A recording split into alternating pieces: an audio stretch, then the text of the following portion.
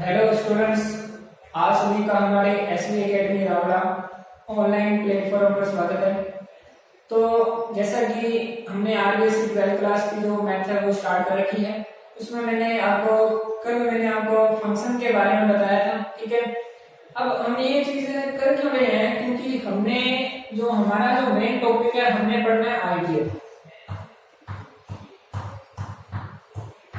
IDF का मतलब inverse trigonometrical function. Inverse trigonometric function का मतलब ये है, इनवर्स का मतलब प्रतिलोम, ट्रिग्नोमेट्रिक का मतलब त्रिकोणमितीय, फलन फंक्शन का मतलब फलन, यानी प्रतिलोम त्रिकोणमितीय फलन के बारे में हमने अध्ययन करना है। इससे पहले आपको यदि हमने कंपोजिट फंक्शन पढ़ा था, इसका जो फर्स्ट चैप्टर था वो हमने पढ़ा था। कंपोजिट फंक्शन में हमने क्या पढ़ा था कि फंक्शन क्या है। ठीक है, फंक्शन वन वन कैसे होता है, ऑन टू कैसे होता है, मेनी वन कैसे होता है, many one onto, into, ये सब चीजें हमने पढ़ी थी, मैंने आपको बताई थी अच्छे से। और हमने प्रतिलोम फलन के बारे में अध्ययन किया था। ठीक है, ये सब क्यों कर रहे हैं, क्योंकि बच्चों बाद से जितने भी हमारे पास ट्रिग्नोमेट्रिक फंक्शन होते हैं वो होते हैं पीरियोडिक। वो क्या होते हैं, पीरियोडिक होते हैं। पीरियोडिक का मतलब है आवर्ती फलन होते हैं। क्या होते हैं, आवर्ती फलन। यानी आवर्ती फलन का मतलब है कि इनके जो वैल्यू क्या है, कई पॉइंट पर जो वो सेम आती है, यानी ये मिनिमम होते हैं। कहने का मतलब ये है कि ये क्या होते हैं, मिनिमम, यानी बहुमुखी होती है। जैसे sin π/2 की वैल्यू v1 आएगी, sin 3π/2 की वैल्यू देख लो। ठीक है, उसकी हमारे पास कितनी है कि -1, फिर sin 5π/2 की वैल्यू देख लो, तो इस प्रकार से वो सेम यानी 1 आएगी। तो इस प्रकार से आपको जो है वो कई सेम वैल्यू जो है वो मिल रही है। ठीक है, तो इसका मतलब ये है कि ये जो ट्रिग्नोमेट्रिक फंक्शन है वो क्या होते हैं, मिनिमम यानी बहुमुखी होते हैं।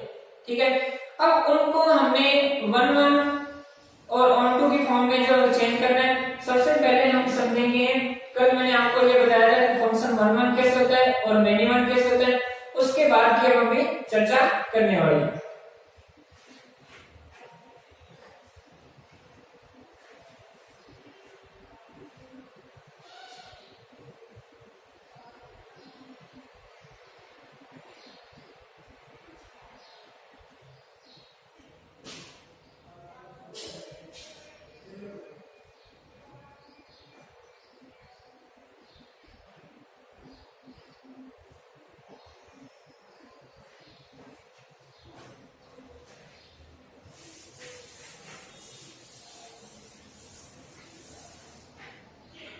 तो अभी हम बात करेंगे पूरे डिटेल से फंक्शन की। फंक्शन यानी फलन। तो फलन के अंदर मैंने आपको ये सब बता दिया था कि फंक्शन जो है वन वन कैसे होता है। ठीक है, वन वन का मतलब अगेक्टिव,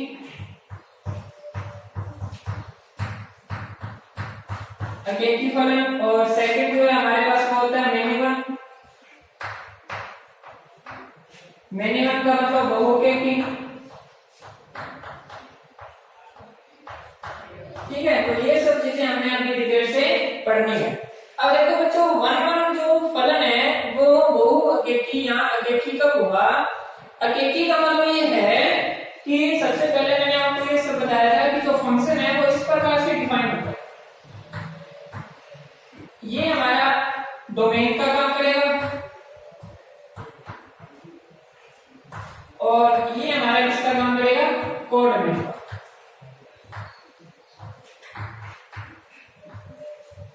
ये कोडोमेन हो गया और ये हमारा क्या हो जाएगा, डोमेन। अब एकेकी फलन कब होगा, मैंने आपको ये बताया था कि यदि ए जो हमारे पास सेट है, यानी डोमेन के प्रत्येक एलिमेंट की, डोमेन के प्रत्येक एलिमेंट की कोडोमेन में यदि एक एक इमेज हो, एक एक क्या होना चाहिए, इमेज, यानी इसको हम प्रतिचित्रण भी बोलते हैं।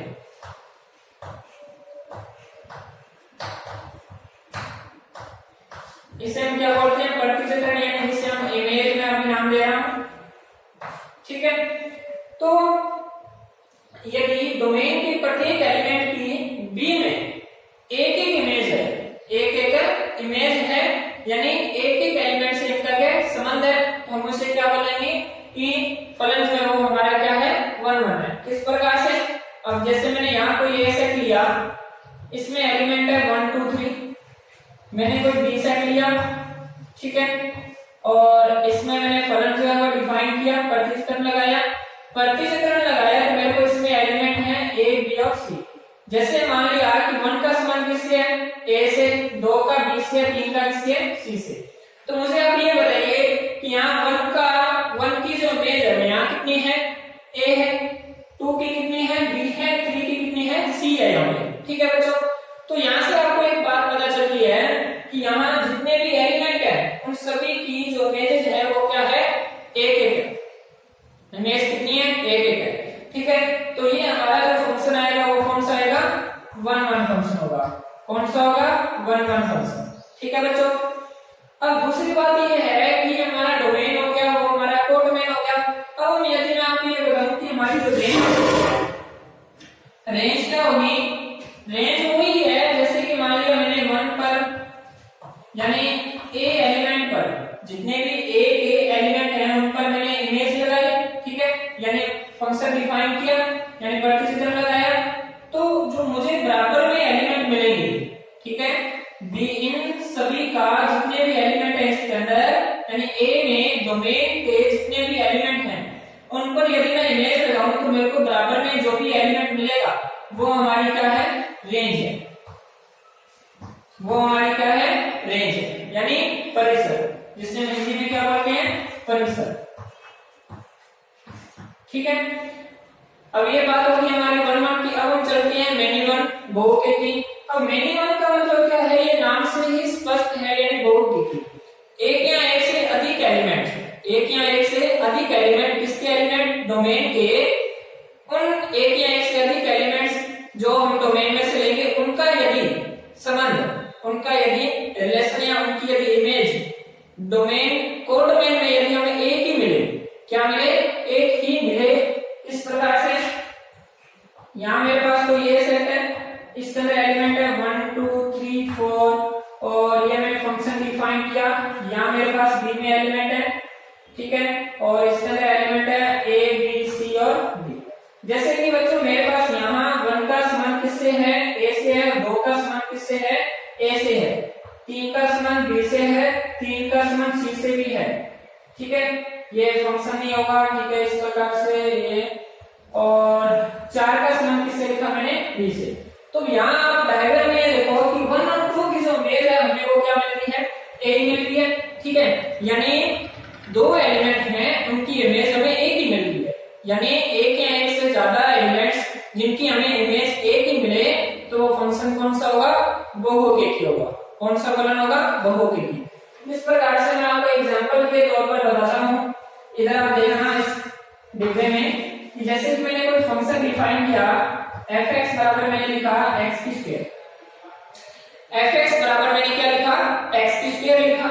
मैंने यहाँ x की जगह जो वैल्यू हम खुद रखेंगे, जो वैल्यू हम खुद रखेंगे वो किसकी वैल्यू होगी, हमारी डोमेन की।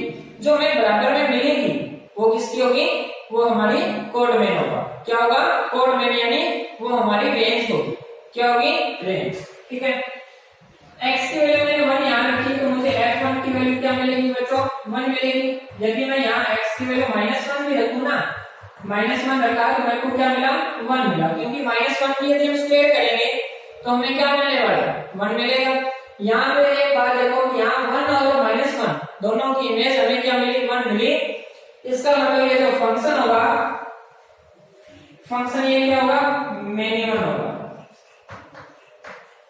फंक्शन क्या होगा, ये मेनी वन फंक्शन होगा, ठीक है। आप इसे जल्दी से नोट कीजिए, यहाँ पर इसका स्क्रीनशॉट लीजिए, फिर हम आगे बढ़ते हैं टॉपिक के बारे में।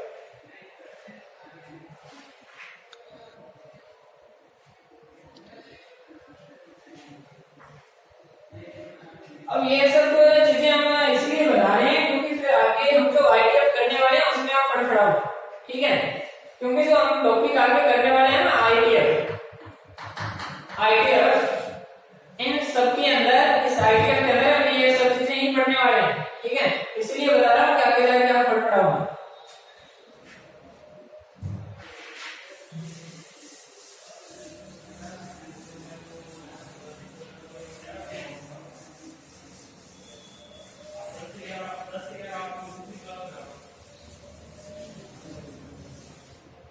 अब हमने यहाँ वन वन और किसकी बात की है, मिनिमम की बात की है। अब हम बात करूंगा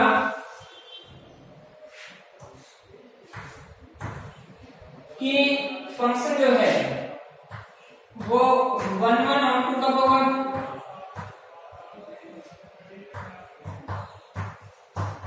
इसे हम बोलते हैं बाइजेक्टिव। इसे क्या बोलते हैं, बाइजेक्टिव, यानी हिंदी में बोले तो इसको बोलते हैं एकेकी अछातक।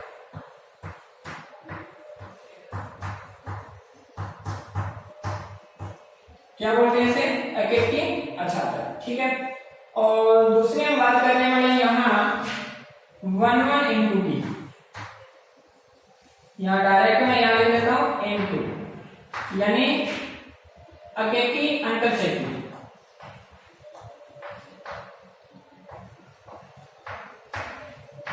अंतरक्षेपी, ठीक है। तो अंतरक्षेपी यानी किसकी बात हो रही है, यहाँ मैं इसमें ले लेता हूं वन वन। ये किसके अंदर बात हो रही है, वन वन के अंदर की ये बात हो रही है। वन वन के आगे दो टाइप है, वन वन ऑन टू कब होगा, वन वन इनटू कब होगा, ठीक है। अब ऑन टू का मतलब क्या है, अब ये अच्छे से आपको ये समझना है कि ऑन टू का मतलब क्या है। ऑन टू का मतलब क्या है, यदि हमारे पास रेंज बराबर में क्या आ जाए, रेंज बराबर में क्या आ जाए हमारे पास कोड में,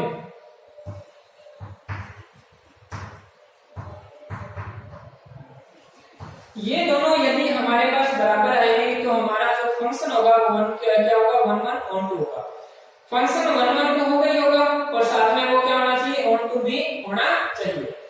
किस प्रकार से एक डेफिनेशन और इसकी बनती है, यदि मैं आपको डेफिनेशन लिखवा देता हूं। डेफिनेशन इस प्रकार से है कि यदि कोडमैन के प्रत्येक एलिमेंट की, यदि कोडमैन के प्रत्येक एलिमेंट्स की डोमेन में प्री इमेज है तो फंक्शन क्या होगा, वन वन ऑन टू होगा। क्या होगा, फंक्शन क्या होगा, वन वन ऑन टू होगा। यदि कोडमैन के प्रत्येक एलिमेंट की यदि डोमेन में प्री इमेज है तो फंक्शन क्या होगा, वन वन ऑन टू होगा। क्या होगा, function one one onto होगा। तो ये हमारा क्या होगा, बाइजेक्टिव यानी वन वन ऑन टू हो गया, ठीक है। और अब हम बात करते हैं इनटू की। इनटू में क्या है, इसके विपरीत आएगा। विपरीत कैसे, यदि हमारे पास रेंज नॉट इक्वल आए, रेंज नॉट इक्वल किसके आए, कोडमैन के, तो हम ये बोलेंगे कि जो फंक्शन है वो क्या है, एकेकी अंतरक्षेपी है, ठीक है। तो मैं आशा ये करूंगा कि आपको ये दोनों की दोनों बातें कंप्लीटली क्या है समझ में आई होगी, ठीक है। अब हम बात करते हैं जो हमारा नेक्स्ट इधर साइड में मैंने लिखा था मिनिमम, उसमें मिनिमम इनटू और ऑन टू की भी बात करेंगे, ठीक है।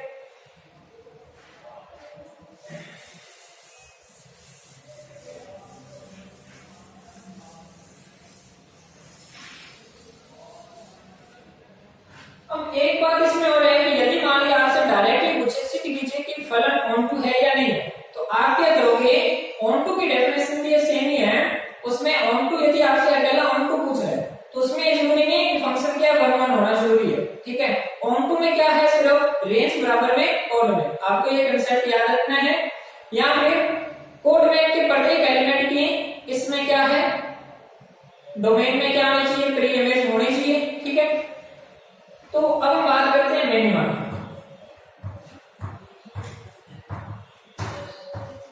मिनिमम में भी दो टाइप आएंगे हमारे पास। एक तो हमारे पास आएगा मिनिमम ऑन टू और सेकंड हमारे पास आएगा मिनिमम इनटू। अब इसमें क्या है, मैं एक डायग्राम से आपको समझा रहा हूं ये चीज। फंक्शन मैंने ये डिफाइन किया, इसमें मान लिया इस प्रकार से 3 डॉट्स हैं, इसमें है इस प्रकार से, ठीक है।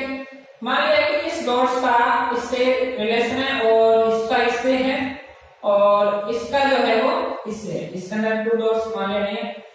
तो अब मेरे को ये बताइए जो फंक्शन है मिनिमम है, मिनिमम कैसे है, यानी बहु के कैसे है, इन दो डॉट्स का जो संबंध है, यानी इन दो डॉट्स की जो हमारे पास रेंज यानी इमेज है वो क्या है, यहाँ इसी डॉट से संबंधित है और इस डॉट का संबंध इससे है। तो मेरे को अब ये बताइए कि जो हमारा कोडोमेन के जितने एलिमेंट थे, कोडोमेन में जितने एलिमेंट थे उन सभी की डोमेन में प्री इमेज है। तो आपको ये किस तरह है, ये हमारा डोमेन हो गया और ये हमारा क्या हो जाएगा, कोडोमेन। ठीक है, तो इससे क्या प्रूफ हो रहा है कि जो हमारी रेंज है वो बराबर किसके है, कोडोमेन के। किसके बराबर है, जो हमारी रेंज है वो बराबर किसके आएगी, कोडोमेन के। यदि यह कंडीशन इसमें अप्लाई नहीं हो रही, रेंज नॉट इक्वल कोडोमेन है, तो हम बोलेंगे कि फंक्शन क्या है वो मेनी वन इंटू नहीं है। मेनी वन इंटू का हम एग्जांपल लें तो यहां मैंने इस प्रकार से ये डॉट लिए और इसमें ये डॉट लिए, इसका संबंध इससे और इसका भी इससे, ठीक है, और इसका इससे हो गया। तो मुझे अब ये बताइए कि अब उसमें रेंज बराबर कोडोमेन आ रहा है क्या, नहीं आ रहा। तो इससे प्रूफ होता है कि यहाँ एक एलिमेंट जो है वो उसकी प्री इमेज इसमें है ही नहीं है, तो इसका मतलब क्या होगा, ये n2 है। ठीक है, तो अब मैंने एक बार इसमें फंक्शन के बारे में पढ़ लिया है। ठीक है, अब आईडीएफ के अंदर जरूरी बातें जो है वो आपको मैं अभी बताऊंगा। अब आपको नेक्स्ट ये पता होना चाहिए कि हम बात करने वाले हैं प्रतिलोम फलन। अब हम बात करेंगे इनवर्स फंक्शन कि जो फंक्शन है उसका इनवर्स किस प्रकार से फाइंड करते हैं, या जो भी फंक्शन है वो इन्वर्टिबल कैसे होगा। ठीक है, अब हम बात कर रहे हैं, नेक्स्ट हमारा टॉपिक है इनवर्स फंक्शन।